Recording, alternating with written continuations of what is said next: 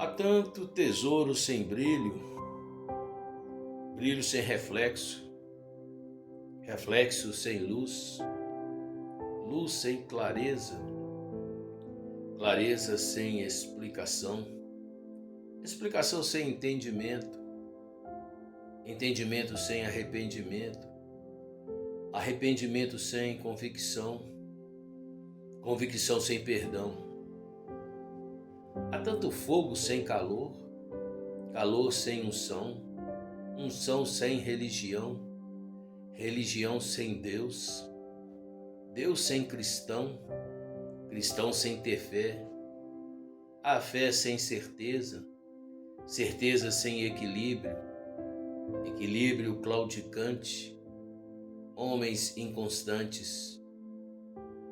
Há tanta vida sem alma, alma sem coração, coração sem sentimento, sentimento sem amor, amor sem essência, essência sem consistência, consistência sem Deus.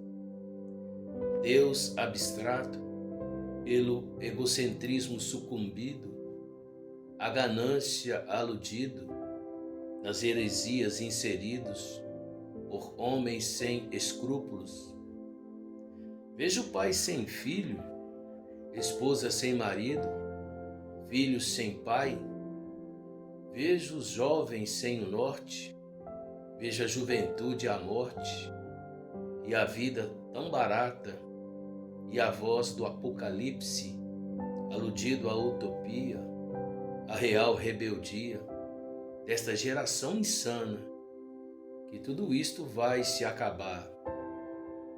Eu não queria acreditar, mas acredite, Jesus Cristo vai voltar. Bendito seja o nome deste Deus maravilhoso chamado Jesus Cristo. Esta manhã de oração, passei a meditar num texto que está na segunda carta escrita por Pedro, a partir do versículo 20 do capítulo 1 e segue-se no capítulo 2. Sabendo isto, primeiramente, que nenhuma profecia das Escrituras é de particular interpretação, porque a profecia não veio no tempo antigo por vontade de homem algum, mas os homens santos de Deus falaram à medida em que eram movidos pelo Espírito Santo. Mas também houve falsos profetas entre o povo, assim como entre vós haverá também falsos mestres que introduzirão encobertamente heresias condenáveis, e até mesmo negando o Senhor que os comprou, trazendo sobre si repentina destruição. E muitos seguirão as suas maneiras perniciosas, pelas quais o caminho da verdade será blasfemado. Através da cobiça, eles com falsas palavras farão mercadoria de vocês, sobre as quais o julgamento não tardará e a sua perdição não adormece. Porque Deus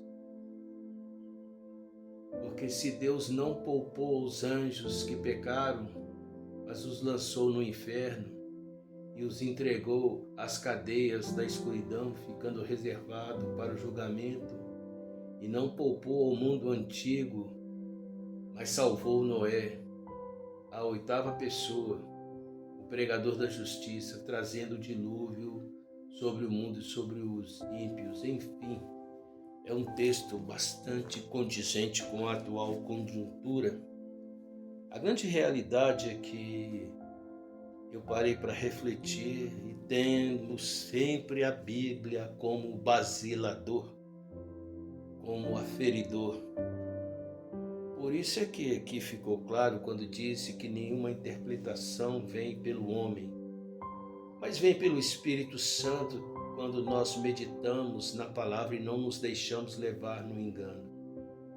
Comecei a introdução desse vídeo falando de um poema que infelizmente é tão verdadeiro, perdido em meio às religiões, entre tantos falsos mestres, tantas heresias embutidas, indiferente de religião. A grande realidade é que quando nós nos apegamos às Sagradas Escrituras e clamamos a Deus que nos dê o discernimento para podermos entender no que ela está inserido nela, nós não somos levados no engano. Eu não quero e não vou de forma alguma como um parasita, infelizmente não são poucos os que agem desta maneira.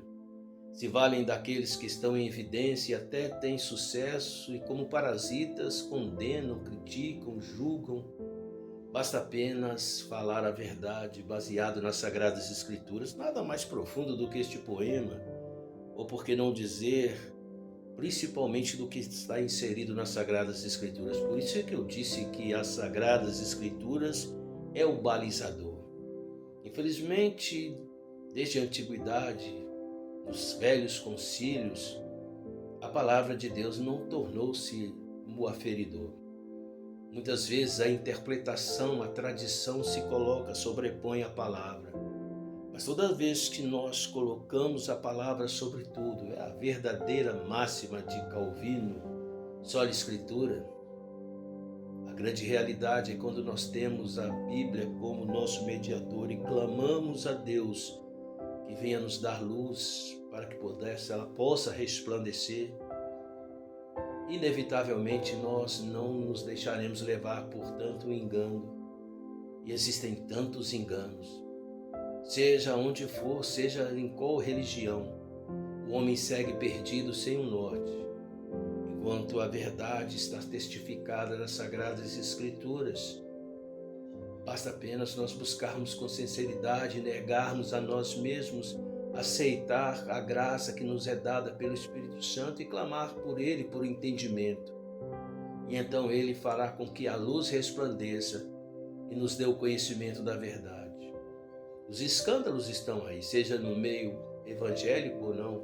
Quantas outras religiões nós vimos engano, nós vimos o homem como líder destilando falácias, heresias e tantos engodos. Mas bendito é o homem que confia no Senhor. Jesus disse isso e deixou claro no livro de Mateus, no capítulo 7, onde ele diz que compara aquele que ouve as suas palavras e a pratica como o homem prudente que edificou a sua casa sobre a rocha.